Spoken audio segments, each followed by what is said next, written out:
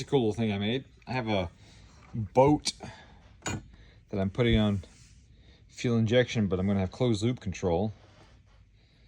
And these headers didn't come with O2 sensor bungs. And not all of them will. And if you're retrofitting to something that doesn't have them, well, I wanted to be able to add it to this system. So I drew these up and had them 3D printed. Now, this extension is for the O2 sensor because the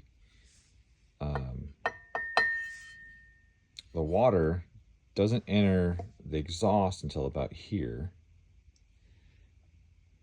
So I needed the sample port to be further up than the water, because we don't want to douse our O2 sensor in water.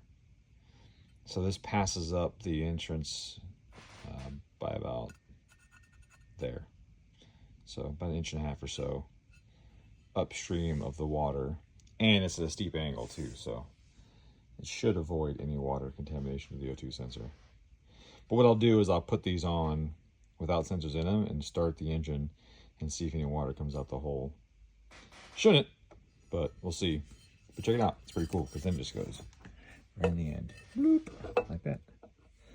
And since it's longer, I have a little bit of wiggle room and angle and depth if I need to suit whether I want the exhaust to come under the engine this way and go by the side, or in this hole right here, or whatever I need.